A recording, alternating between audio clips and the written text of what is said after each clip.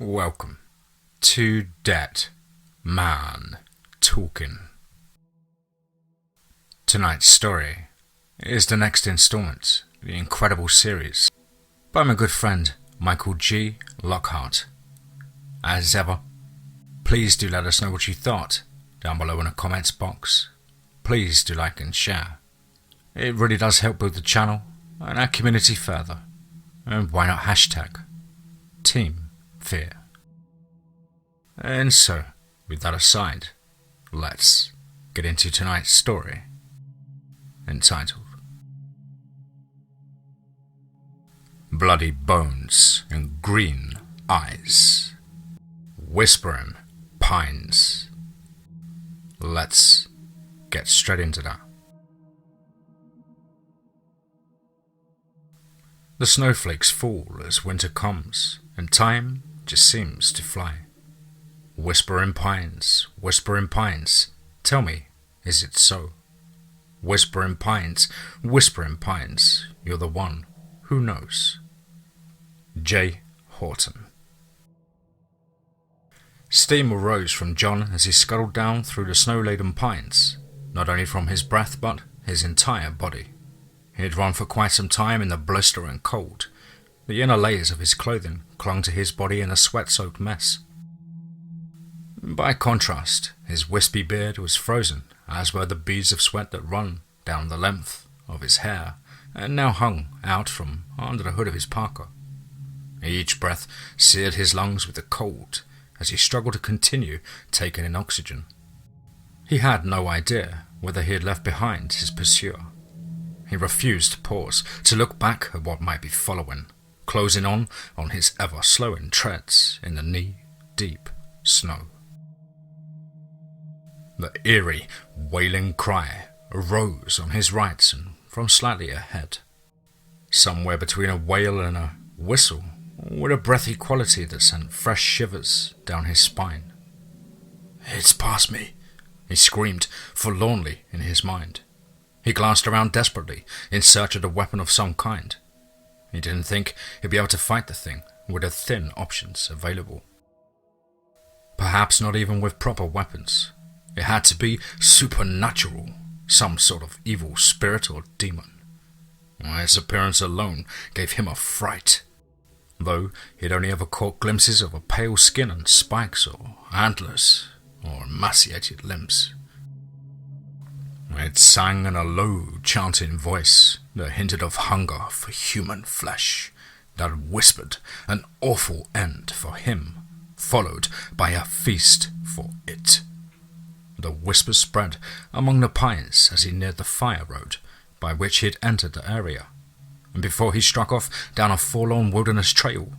So much for getting away to a place that would inspire and inform his art. He came to a huffing stop. His breathing was ragged and he gulped even more desperately for oxygen.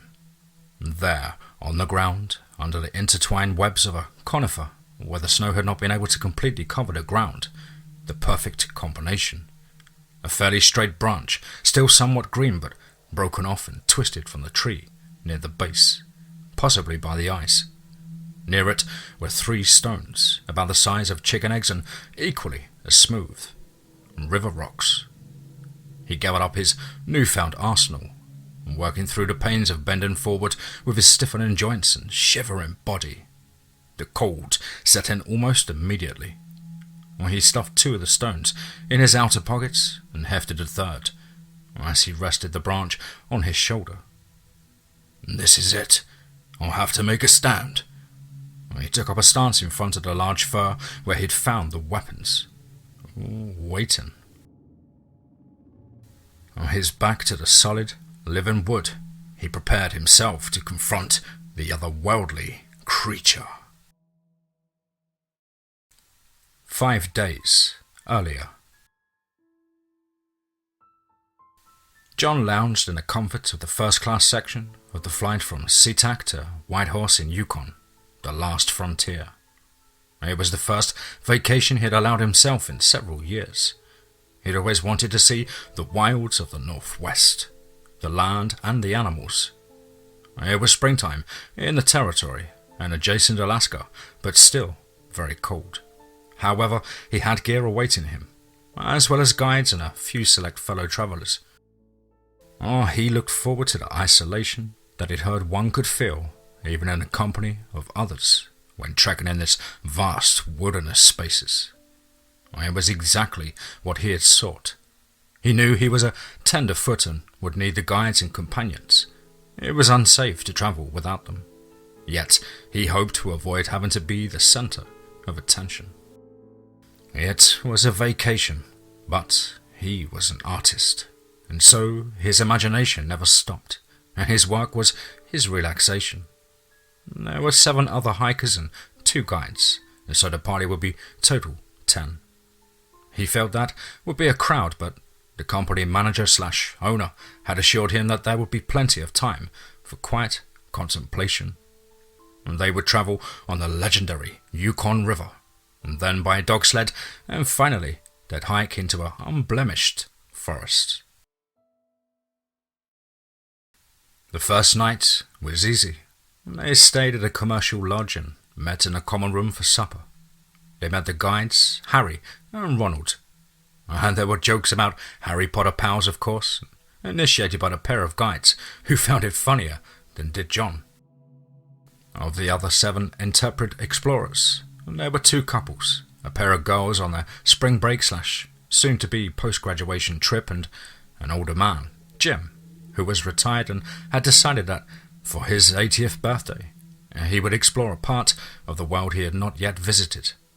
He raised his arm. "I had to heal and get therapy for a badly broken wing, so I'm a few months late for my birthday, but this was the plan all along.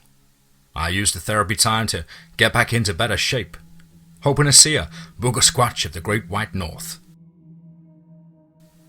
Now, John wasn't sure about the scared octogenarian. He looked fit enough for his age, but whatever, he concluded. His business, as long as he leaves me alone. WTF is a booger squatch, he wondered. The guides looked over everyone's gear and paired them up so that they could use a checklist to check one another again in the morning. John, of course, was stuck with a white-haired Jim. The old man gave him a twinkled-eyed, yellow-toothed grin. "I know what you're thinking, Johnny. You'd rather we each paired with one of them sweet young gals. Well, don't worry. If you like either one of them, I'll take the other. At my age, I'm not choosy." He winked and then hefted his heavy pack. John wasn't sure whether the man was serious or joking. He was even more concerned that the young woman may have heard the old lecture. Mostly, he fumed because he hated being called Johnny. "We have a slow stretch, time to trade positions. John, you're on the bail," Ronald informed the troop of adventurers. "Don't worry, we're over halfway through the wild water ride. Tomorrow is genuine sled dogs. Everyone is gonna sleep well tonight." And there was a tired but satisfied chorus of "Yeah!"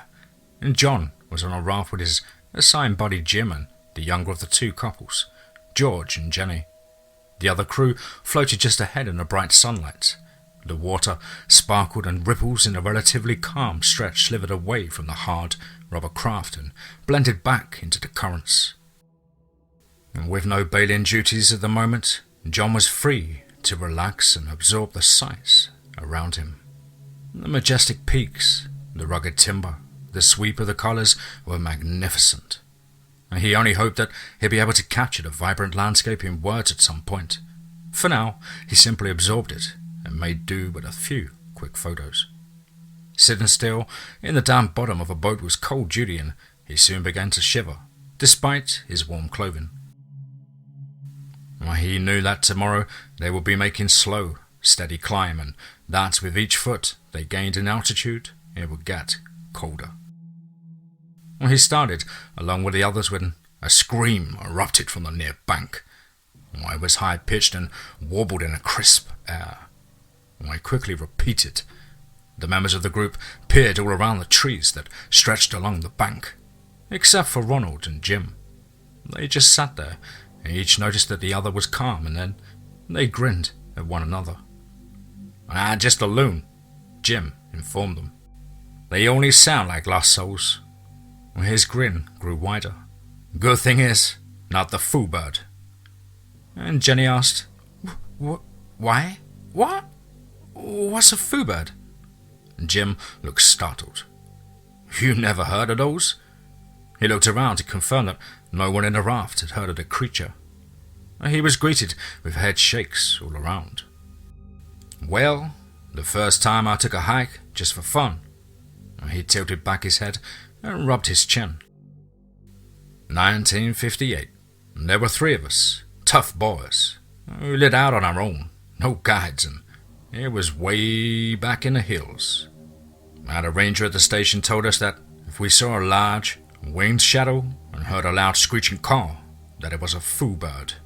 A very rare, very dangerous, and very large creature, bigger than a condor. He warned us that it tended to poop before it attacked, but it didn't like to go near its own mess, so if it pooped on or near us, just leave it in place until the foo bird flew onward. Well, sure enough, we marched on into the wilderness, and about midday, just like now, we heard a terrible screech from above and behind us. A pair of dark wings blotted out the light, and then, splat! A big bird turd landed on my buddy Jack. It was a foul-smelling load, full of ammonia stench, and he wiped it off without thinking. Nothing else happened, and so we tromped forward and left Jack in the rear so the stink would trail behind him, without bugging Bob or me.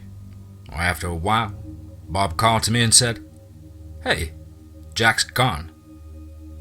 We looked all over and called his name, but no sign of Jack. He'd vanished.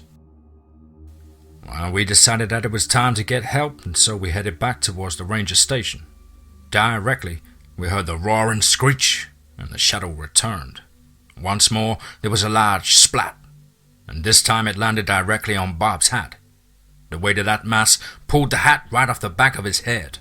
It didn't matter. We ran to get under the nearest trees. When I got up under some nice full pines, I looked back, and Bob, he was gone. Well, now I was truly frightened. I ran as fast as I could all the way back to the ranger station. Towards the end of my run, I heard the screech and saw the shadow, and just as I entered the shelter of the porch, there was that large splat on the roof. I told the ranger the story, and he shook his head and said, "I'm sorry, sir. There's no hope for your friends. As I warned you before you left, if the fool shits, wear it."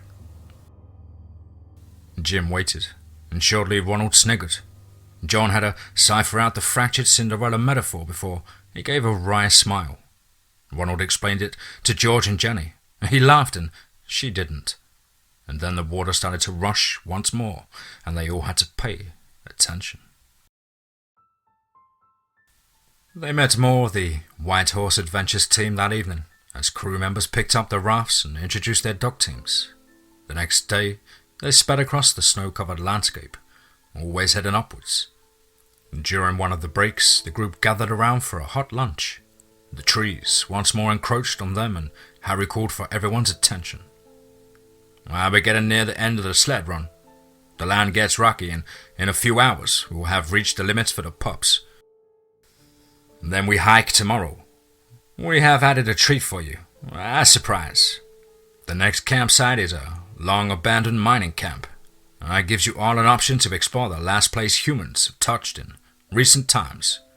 We'll have some time to explore the camp in the morning, and then we'll be able to be in the wilderness camps the next 2 nights, and then back down to the big river before nightfall on the final day. Only a few miles down from where we disembarked on the last day, and half are all downhill. Best of all, our team will have a couple of SUVs waiting to take us all back to the lodge for a farewell fling.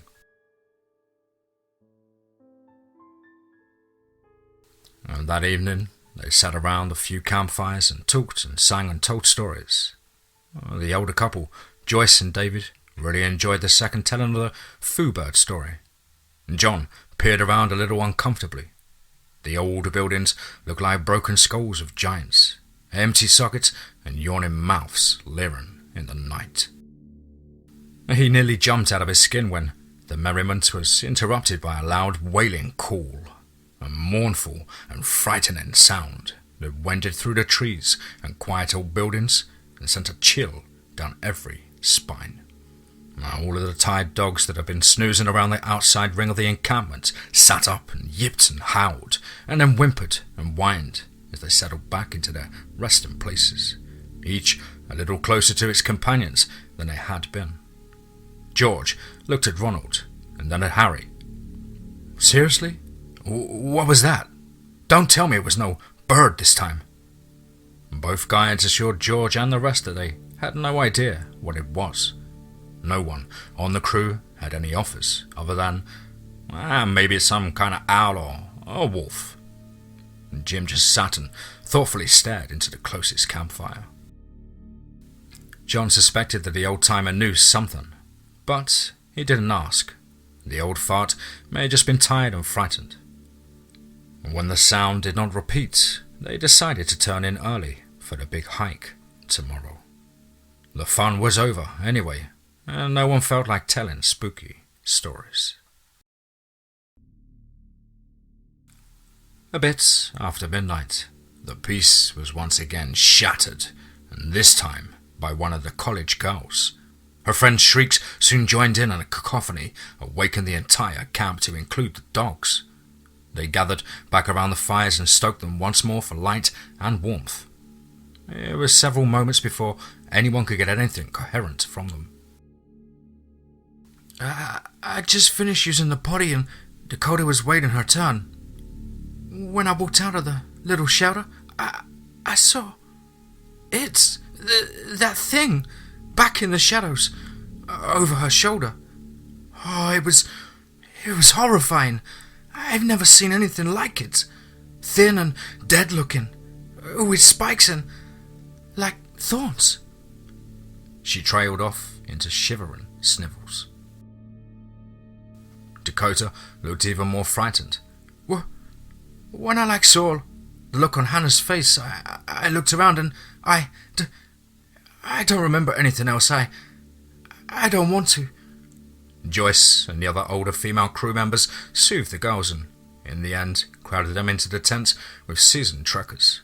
No one got much sleep, and the crew members rotated a watch for the rest of the night.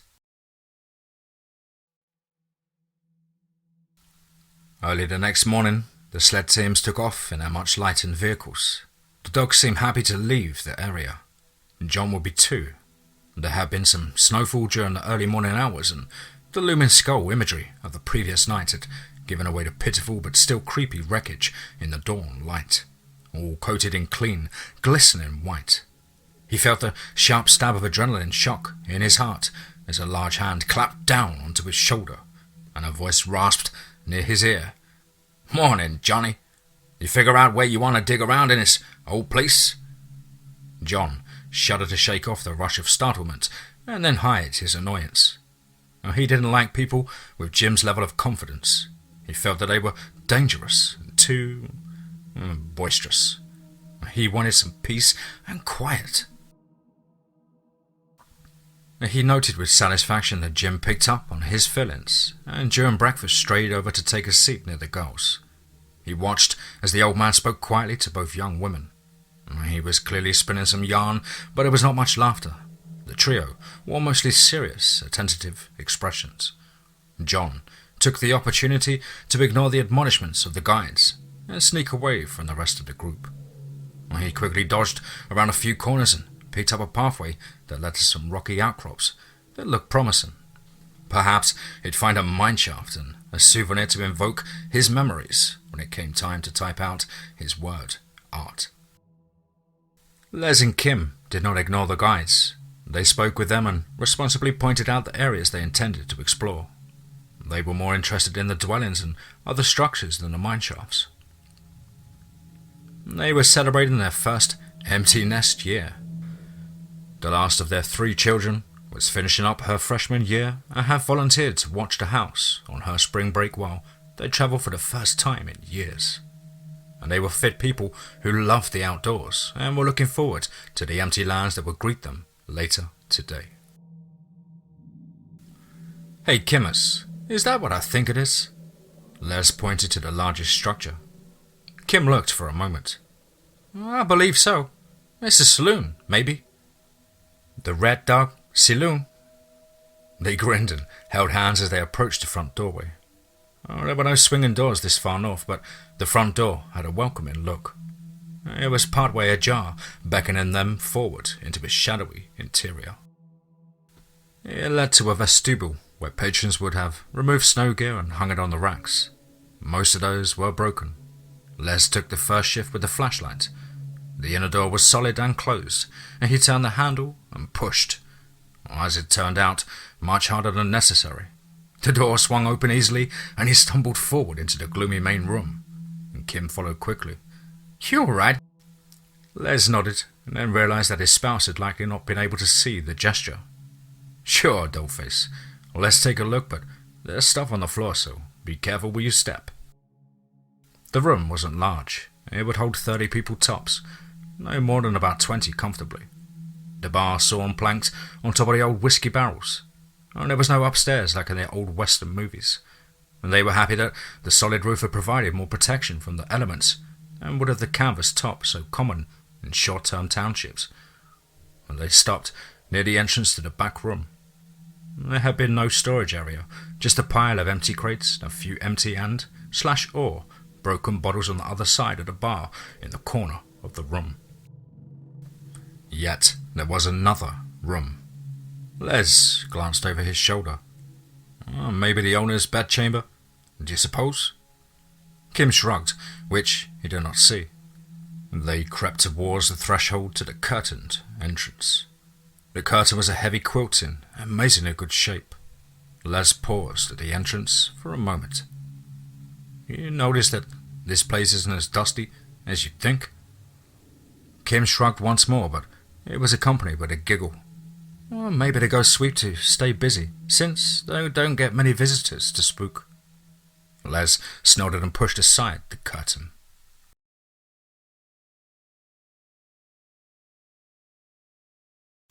Jim finished up his parables and ensured the two young women that they were strong and smart and would be able to overcome anything they encountered in the forest. He patted a long knife at his side. Besides, a good pig sticker will get you out of all kinds of spots." And he winked. "I've stuck all kinds of porkers, all of them scary. But look who's here talking with lovely ladies on a gorgeous spring morning." The girl smiled up at the old man and thanked him for his wisdom and encouragement. He flashed them his yellowed grin and started to stalk off towards the nearby trees to take care of his morning business, when Harry spoke up. "Mr. Broxton, Jim." Jim stopped and looked back inquiringly. "What you got, Harold? Of the Yukon?" Harry smiled a little through his otherwise concerned visage. "Do you know where Safety Buddy is? We noticed that John is absent. He didn't tell us where he was going. We thought maybe he told you." And Jim shrugged. "He walked off among the buildings almost half hour past. I thought I was looking for a place to take a morning constitutional.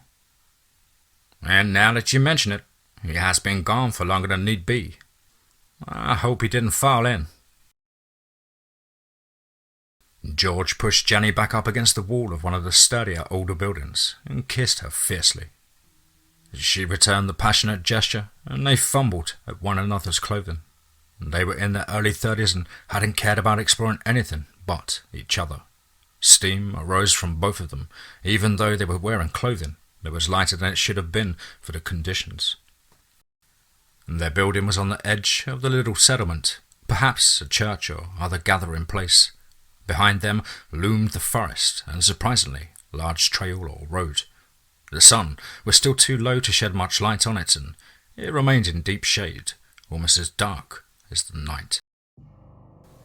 About the time that George found his way to a place that rapidly increased her excitement, Jenny's eyes blinked open for just a moment, and then opened again in earnest and widened in surprise and fear. She moaned out a little cry that George took for building ecstasy. He had just started to congratulate himself when the piercing pain drove through his spine and exploded through his chest and pinned him to his lovely sweet wife when it entered her chest and exited her spine. John heard Ronald and Harry call out his name from the campsite. Crap, he thought. Busted. Guess I better get back. He hadn't found any mine shafts, but he had found a wonderful overlook. He had taken some photos and completed a rough sketch and some notes to boost his memory when he wrote about it. He picked up his pace, and about that time the two guys repeated their calls from different areas. He rounded the last corner and came into view of the others. Ronald saw him and looked relieved. He and Harry approached him, and Ronald spoke quietly.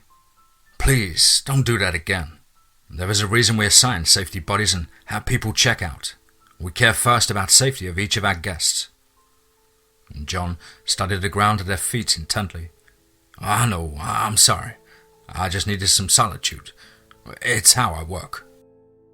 Hey, he's fine. Told you I'd find him and bring him back to camp. The old man's voice rasped behind John. John looked up and around as Jim's hand clasped his shoulder. I wouldn't let anything happen to dear John. He found a great overlook. Might be a good place to camp for your next group. He winked in his boisterous manner at Harry and Ronald. John cringed inwardly. The old creep spied on me. Not sure dear John is better than Johnny. Les and Kim walked quickly down the street towards the rest of the group, and when they saw the four men gathered and the two young women sliding up to the group, they decided to join them and tell their news.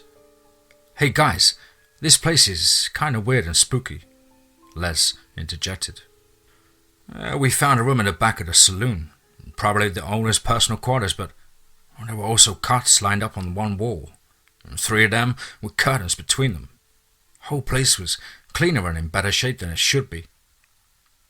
Harry and Ronald realized that almost all of the group had gathered, and Harry cleared his throat.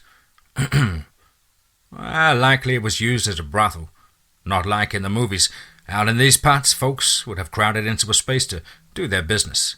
Hey, look, once George and Jenny get back, we'll get together and plan out a hike for the day. It's a pretty easy trail, but there is one water crossing that may be a little tricky, and the terrain is rough in places. George, Jenny, Harry called out towards the overgrown fire road at the far end of town. And John could hear Ronald calling faintly from the other end of the settlement, echoed by the other voices from a couple of more directions. He and Jim stood near a large old structure to get out of the wind. He noticed that Jim was studying on snowdrift against the wall. Probably considering whether to pee on it, he internally grouched. He was a little startled when the old man's rusty voice elicited his opinion. You see anything odd about this drift? John sighed and took a look. No, it's not as smooth as the rest, and it's big, but nothing unusual. Jim gave him a sidelong glance. Good. Anything else? John studied it for a brief moment. No, it's just a pile of snow. Who cares? Jim looked soured. If you compare it to the others, there's another problem. They are all against the northeastern walls. This is against the western wall. There are also, if you look closely, some odd, very large footprints, maybe some midden prints. It was packed in place. John's interest was piqued. He took a closer look. He had no experience to guide him except that of his safety buddy. He shrugged, and about that time Harry, who continued to call out for George and Jenny several times while him and Jim studied the drift, approached. Guys, I think we need to rally and organize a search. They may have strayed too far away to hear us and respond, or they may be in a distress and unable to respond. They may even have found a cave or a shaft. He trailed off, clearly concerned and speculating aloud. Jim went through his Socratic routine once more, and Harry quickly noted the oddities. Those two carefully shifted the snow, brushed it aside a layer at a time.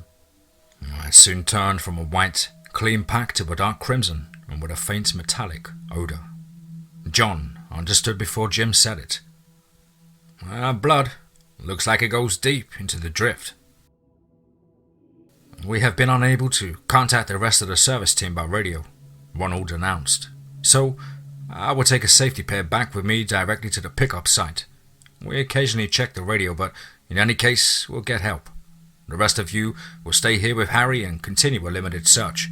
Anyone want to volunteer to go with me? Dakota, Hannah, and Les and Kim all volunteered. In the end, Ronald decided to take the two young women, and they were clearly the most upset and in need of extraction. Les and Kim would be more calm and thus useful in the search than the girls would be. They gathered gear and set off within half an hour. Harry assigned Jim to his search team, and put John with Les and Kim on a second team to search a specific sector and then meet in an hour. Then they would repeat the process to search different sectors. Then, once we search the town, we'll expand and do 2-hour searches in the wilderness areas. This is a very limited search. I'll take Jim, who's had tracking experience, and try to find the trail from the snowdrift. This looks like an animal predation, but I can't think of anything, not even a bear, that could snatch 2 grown humans with no noise or mess. He closed his mouth and looked at Jim, who nodded. John was a little energized, and there was obviously a mystery, possibly a deadly one, at play. But he could still detach himself from the fear for the safety of others. He wasn't in any danger. He was glad of his change in safety partners. Les and Kim seemed to be like steady types, and they were sociable, even amiable. And they were not as assertive and outward as was that old walking fossil, Jim. John simply disliked the man's generation. Boomers were selfish, self-righteous, and racist in his view. His professors had all agreed on that, even the ones who had been boomers. He followed the couple as they returned to the saloon. They wanted his opinion on the place. They actually cared what he thought, and Jim had just made him uncomfortable with his questions. He felt a little creeped out in the dark interior, but he agreed that there should have been more dust and more decay, he supposed. The little room in the back was pretty odd. Of course, he thought that the entire town was odd. Who would want to live in a frozen north? To stay out here in this isolated place all the time? What's wrong with these people? Why are they just greedy colonists? Here to rob the native population of their resources? And these glum thoughts pursued him as he tramped through in the wake of the rest of his team. They checked the rest of the structure in the sector. As they headed back for the first hourly check-in, he noticed that the sky had clouded and lowered. More snow. Harry and Jim approached, exactly on time. Annoying. He glowered at them, showing off their competence, flaunting their toxic masculinity. He wanted to commune with nature, but these people looked at the natural world as a challenge to be overcome. Definitely a trail, Harry began. We were able to follow a little way, but it soon became obscured. He looked up and sniffed. Definitely more snow on the way. Maybe we should make the next search 2 hours, get in as much as possible before it hits. The rest of the group agreed, and once they'd finished the building searches, John led his group to the overlook he'd discovered. At least he'd get some personal enjoyment from that. While Les and Kim crowded into the space that John had coveted, he stepped back into the tree line. The first flakes of snow drifted down, and the light breeze swirled them playfully about before they eventually and inevitably touched the surface and stuck there, steadfast to lay the foundation of a collection. His poetic thoughts were interrupted when he saw something out among the trees. Something pale, ghostly, spiky. He heard a murmuring, whispering chant just on the edge of his hearing, and then George's voice. Come on, help! It was quavering, hungry, and a little off. And Kim turned. Did you say something, John?" And there was concern in her voice. Les turned with her, his brow raised in question. They all heard the voice from an indeterminate distance. "Come help her! Friend!" Mostly George's voice. Les spoke up and John was startled a little. The voice had mesmerized his attention. "Sounds like he might be hurt. Maybe Jenny is with him. Let's go see." He followed his own assertion and started to walk into the trees. John noted that the pale figure was no longer in sight. They walked towards the direction from which the voice had emanated. After a couple of 100 yards, they heard a voice to the right. Jenny this time. "Come on, we need help." They all turned like members of a flock. The voice sounded again from a little deeper into the woods, and they walked towards it once more. Then the silence was broken by the beeps of an alarm on the watch that Les wore, to alert them that it was time to rendezvous at the center of the settlement. Ronald led his 2 charges along the steady descent. He knew of a trail that they had explored last fall. The young woman kept up, and they were both fit, just scared. Well, now he noted that they appeared relieved. He was actually relieved as well. Something had taken that nice couple. He had a nasty feel about it, and he wanted the full team around him. They hustled down towards the river, and the frost grew in closely, and the trail became crowded. He didn't recall this stretch, but as long as it was downhill, he was sure it was in the right direction. When they took a rest break, he asked Dakota and Hannah how they were faring. They assured him that they were doing well. Ronald looked up and backed the way that they have come. "It looks like snow. It's probably already hitting the rest of the group. We should make it to the river before it starts in earnest." From within the heavy brush, a querulous voice called. Jenny's voice. "Come on, help! Help!" It sounded similar to their body, but weak and breathy, as though it was distressed. Ronald felt a little sick, and there was no way Jenny could have beaten them or gotten ahead. Was there? Well, perhaps if she and George had left before us. Still, what were the chances that they would end up on the same path? "Jenny?" Hannah called out towards the brush. She stood and craned her neck to see. Dakota stood alongside her. Ronald rose slowly to his feet. "Wait, I don't think that's Jenny. Or if it is, she may be hurt. Stay here on the trail. I'll go look. It may have been a wild animal that took them. Just stay in place.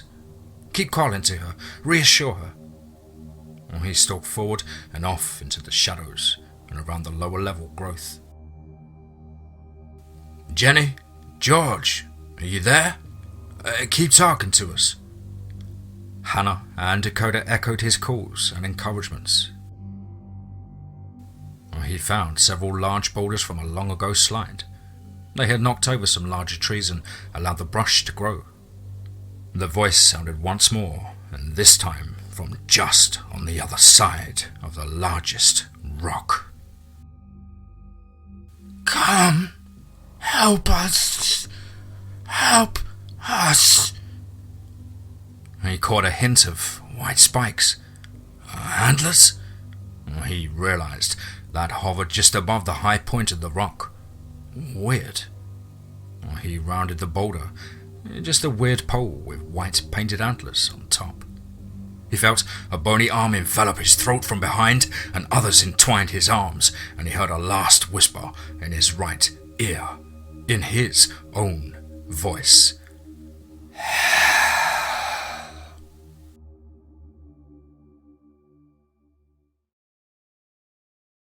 Jim looked tired. He was a pretty old man after all.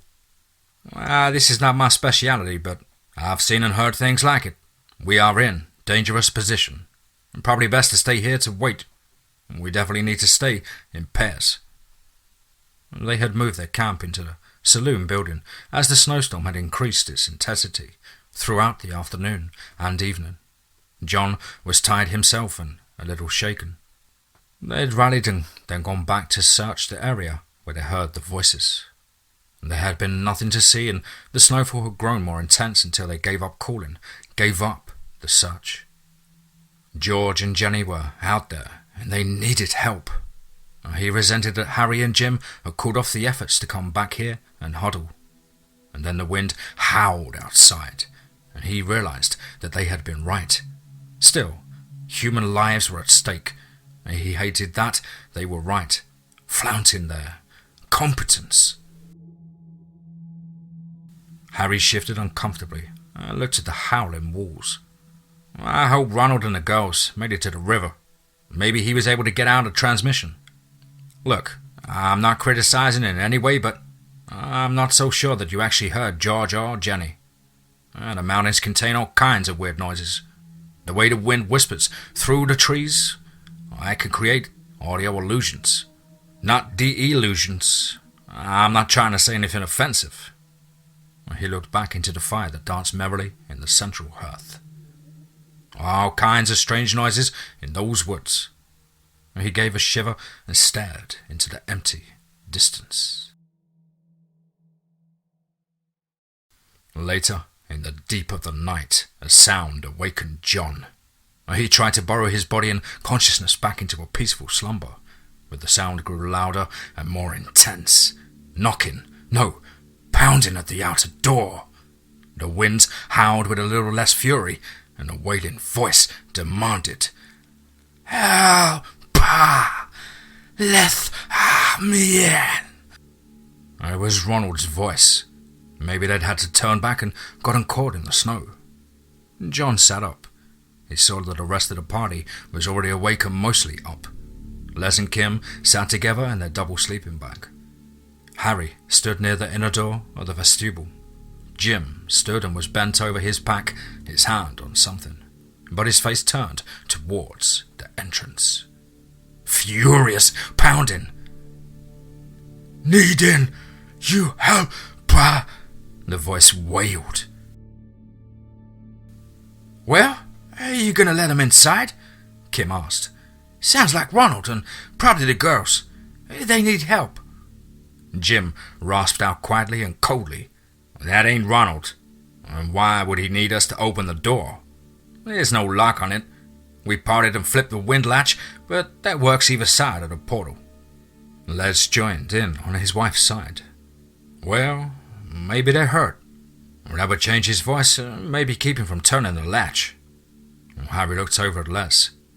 "I've known Ronald for several years. That's not him. Anyone who could pound that hard is not too hurt too badly to flip a latch." John noted that Jim stood erect. In his hand he clutched a gun. A squarish one with a long barrel. "I can't believe that crazy old bastard. Those are illegal. How'd he even sneak it into the country? Why, he's crazy.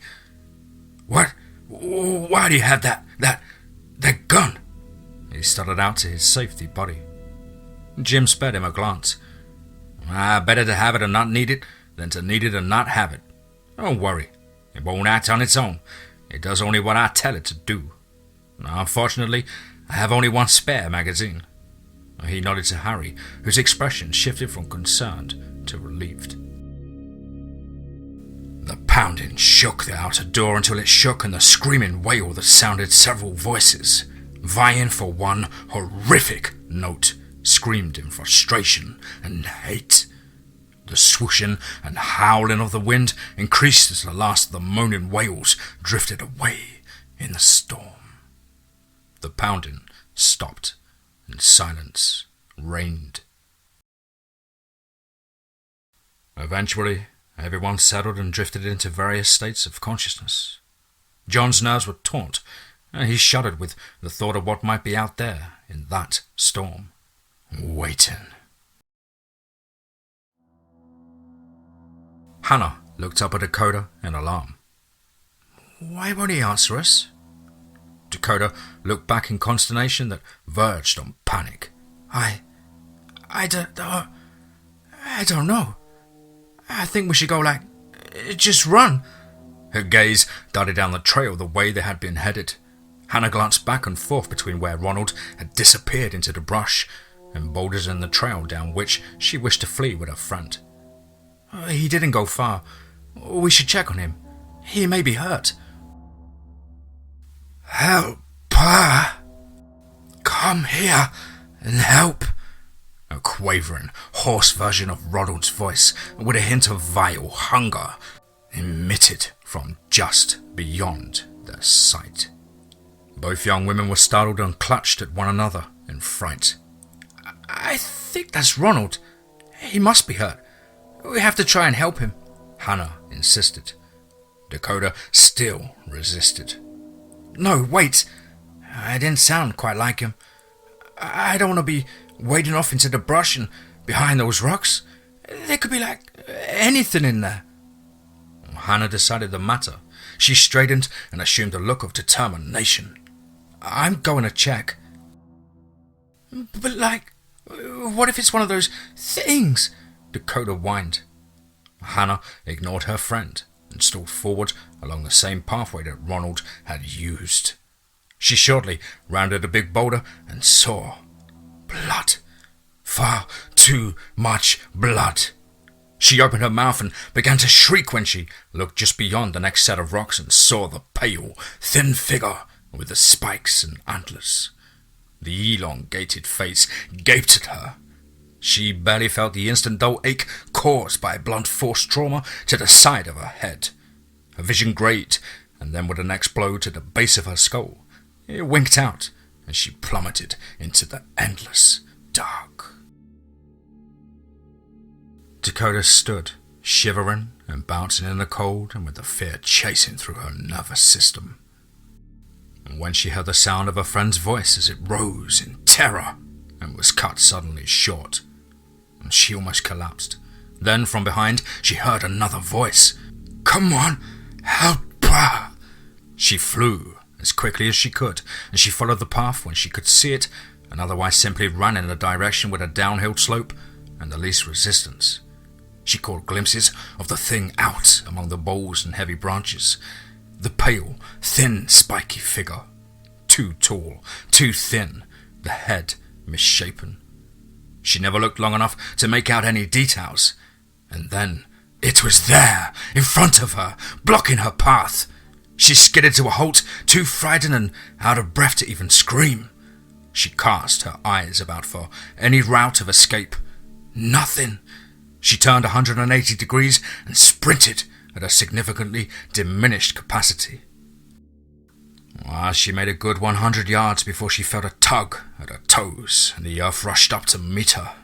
The air woofed from her lungs, and she lay there sprawled for a moment, stunned by the unexpected and hard impact. She began to scramble, her limbs to rise and continue her precipitous flight, but a weight pressed on her back, pressed her down to the ground. Rough hands seized her arms and pulled them outwards to either side. Something grasped her lower legs. She tried to turn over, but she was completely helpless. She heard a woman scream and screech, when at first muffled and then very, very loudly. And she realized that she heard her own piteous cries. Come on, Hannah's voice shakily said.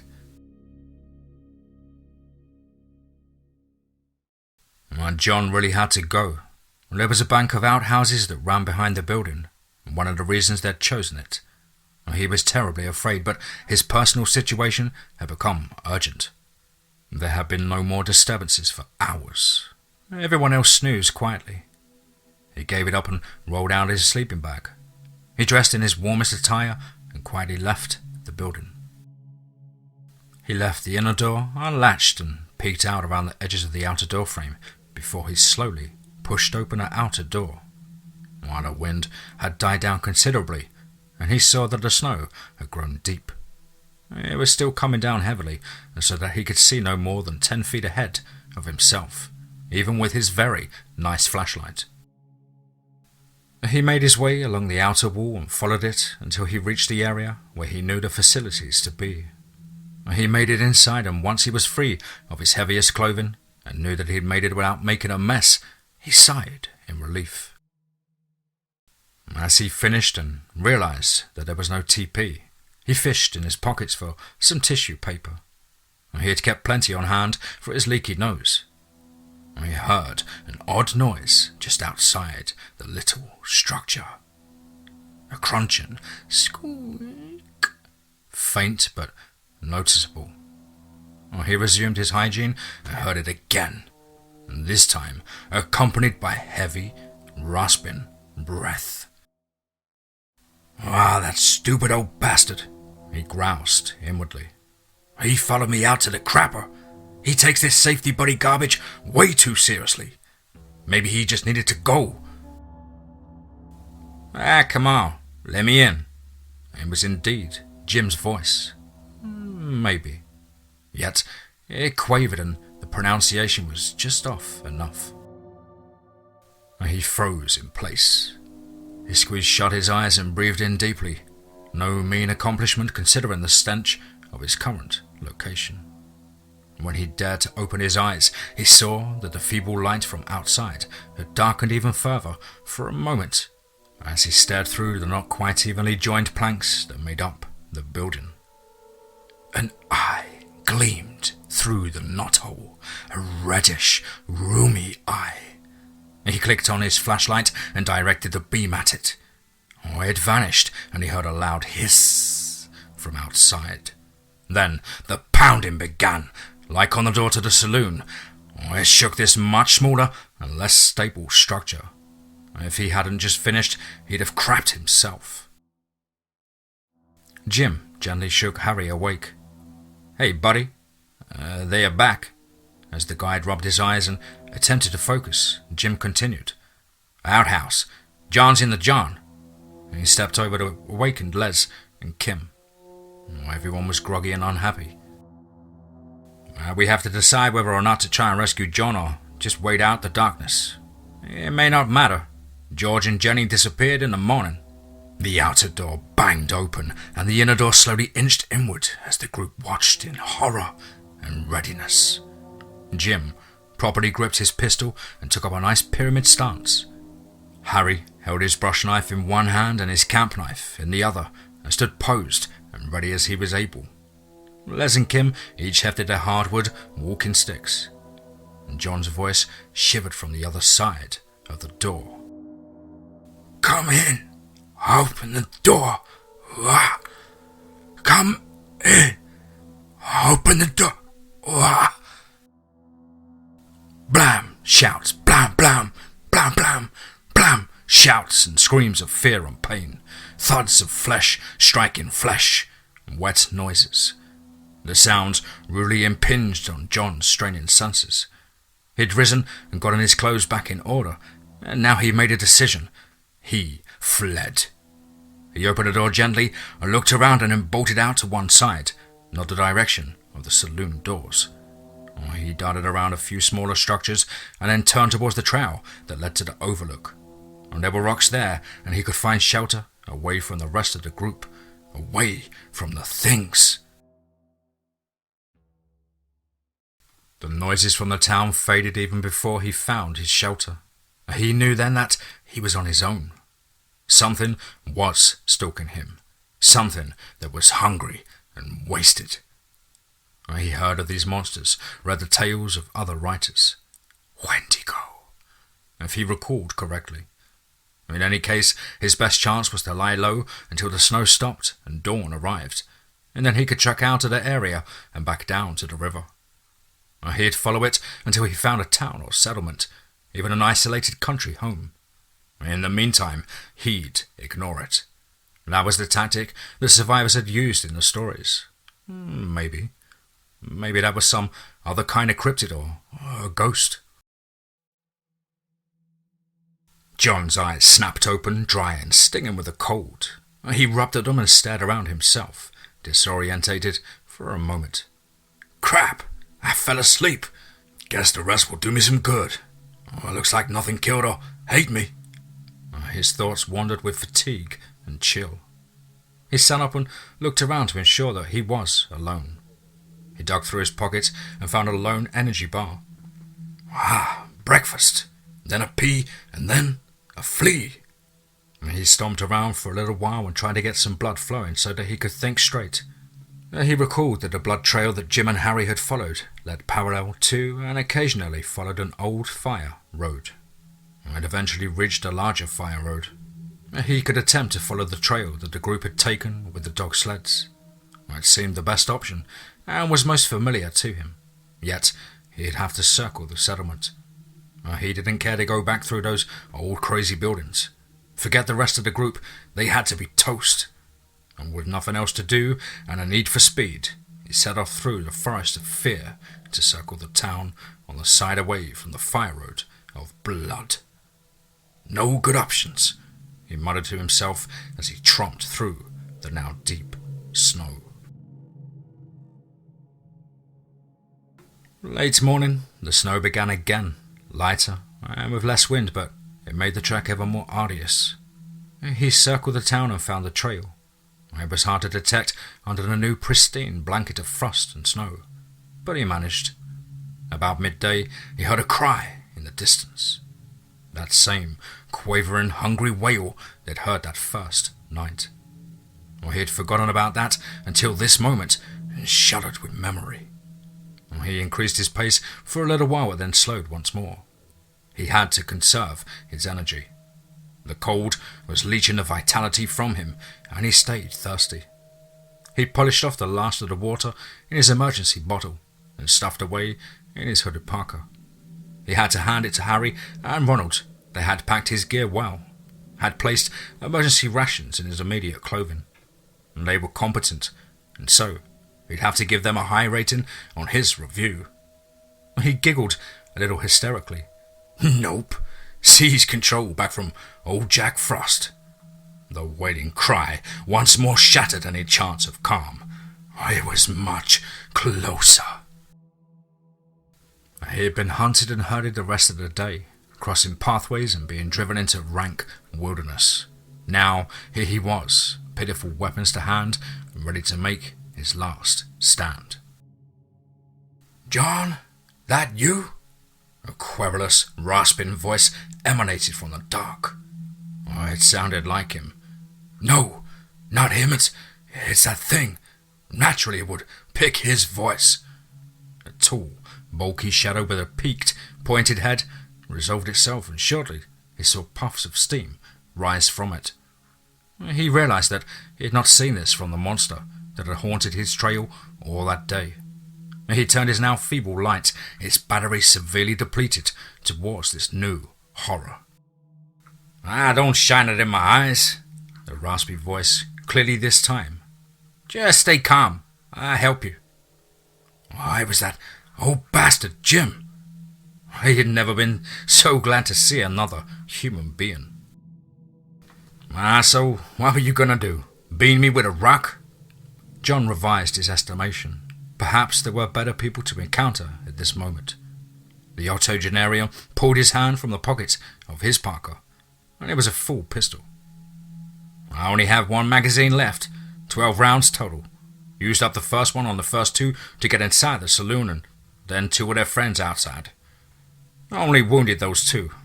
The rest pulled them back into the woods. We followed, thinking that they had you. He assumed an angry look. I guess not. We started tracking again as soon as it was light enough. I picked up your trail just before dark. John listened, but wasn't sure he understood. So, where were the rest? Jim frowned. We got ambushed around midday. Kim noticed that Les, who was covering the back end of our trail, he had disappeared. She called out to us and then turned back to face down the trail. She started to walk in that direction, and then we heard Les's voice, but not. You know what I mean. Come on, Kim, it called. Harry and I caught her, but she walked around one of the big firs with branches that reached to the ground. By the time we got to where we should have been able to see her, she was gone. We called and looked for signs, and Harry found a bloodstain in the snow. We didn't know whose blood it was, but we decided to get out of the woods altogether. I told him what I thought they were. He was interrupted by a wailing cry. As it faded, it rose again from another direction, and then another. It had finally started to dawn on John in his exhausted state that there was no single monster in the dark. They were surrounded by many creatures or beings. What? What are they? Welcome to the territory of the Wendigo tribe, Jim growled. John slowly cogitated through the statement. I thought the Wendigos were monsters that ate people. Legendary monsters. And Jim sighed. They are one of several groups that have become legends. The wilds are called wild for a reason. Tough place to live to find sustenance, especially when the snow comes. Some ancient folk turn to the food most readily at hand, their fellow ancient folk. One tribe in particular got mixed up with the mythologies of a few other tribes. Next thing you know, sneaky, cowardly cannibals became legendary monstrous spirits. The cries had faded but now returned in earnest and from all directions. Best get ready to fling those rocks, Johnny. Two pale figures emerged from the forest along the same path that Jim had arrived. One brandished a large hatchet and the other a slim javelin. The javelin thrower slowed for a moment to skip into its fling, but a dark figure enveloped its throwing arm and pulled him onto its back. Harry, John realized. They set an ambush for the Wendigos and used me as bait. He didn't have time to get too angry at them. The hatchet wielder was almost upon them. He let fly with a rock and caught the person in the chest. It let out a woof of air as it lowered the weapon. At about that time, he heard a terrible roar that filled his ears with a sharp pain and then ringing. A flash of flame set his eyes to watering, and he realized that Jim had fired at a different threat altogether. More loud and bright burst punished his senses, and then the night went quiet. John was numb. His heart pounded and his stomach burned. He'd almost forgot how terribly cold he actually was. He looked up in time to see that the Axeman had recovered and raised his weapon to strike Jim from behind. He was too slow in his perception, and action was out of question. Fortunately for the old man, Harry had finished his first victim, and now a line of dark red, barely visible in the waning light, fountained from the hatchet boy's throat. He clutched at it, even as he fell to the soft but cold embrace of the snow. He could hear as if he was underwater, and the voices were on the bank. Jim, I got the one in the pointy outfit, but the other swarmed him. His carcass is likely already gone. Best we get back to the shelter and recover some supplies. Johnny boy doesn't look too fit. I'll show you, you old bass. John didn't finish the thought. He realized that if he didn't get inside soon, he would be dead. Why is he so competent? There was plenty of supplies. The search party that looked for John had taken minimal items so that they could carry him if need be. And Jim and Harry had made John strip off his clothes that were full of frozen sweat and kept him awake long enough to eat some broth and drink a bottle of water. And the hot meal and beginning of rehydration awakened him enough that he started to pay attention. He saw that Jim sat down heavily and turned his back. Harry approached with his little first aid kit. I'm sorry, Mr. Broxton. Jim, I don't have much here to dull the pain, but you need some stitches to close up that wound. John saw that there was a large triple gash along the old man's back. Like something a claw would make. That's all right, Harry Harefoot. Your turn next, and that poke in your hide will need to be cleaned and repacked. We'll both get a dose of pain. Too bad none of the bottles in the old saloon had anything left.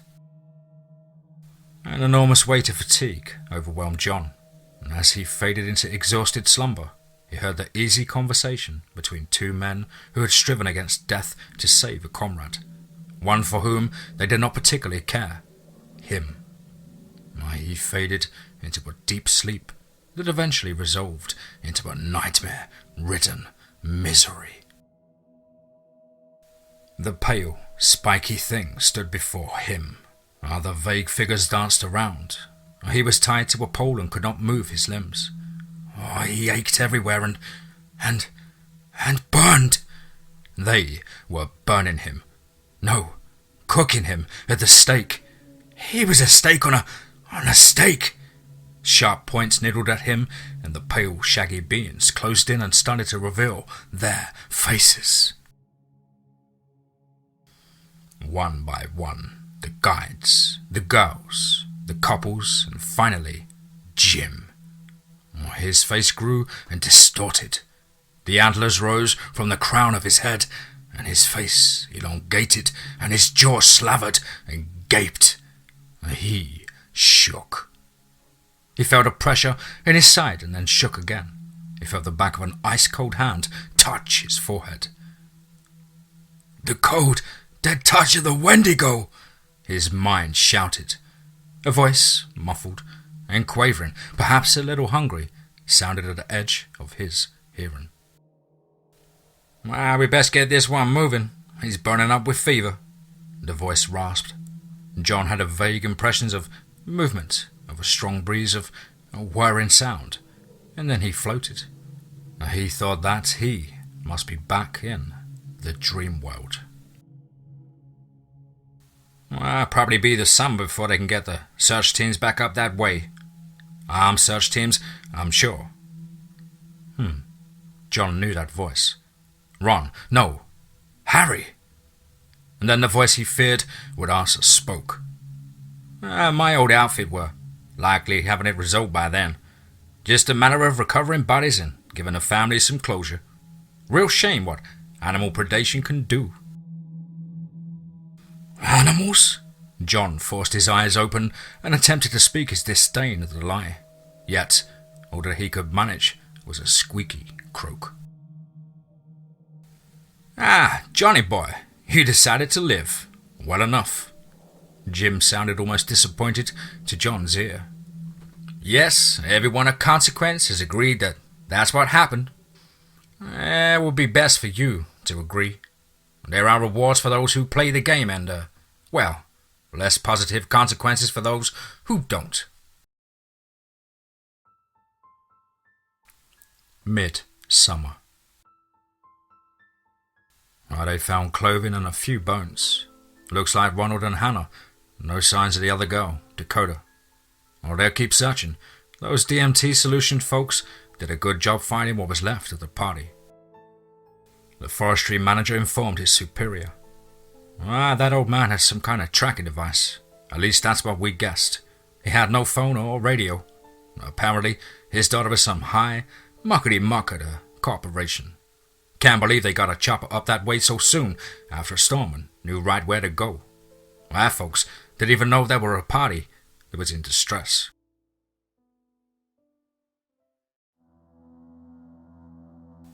The girl who had once thought of herself as Dakota Dawson gnawed hungrily at the gristle still attached to the long bone her mate had provided to her. She fought the people of the tribe fiercely at first. Then she had sunken into a dark depression. And somewhere along the way, she had snapped and subconsciously made the decision to join them. And she was now the proud member of the Wendigo Nation.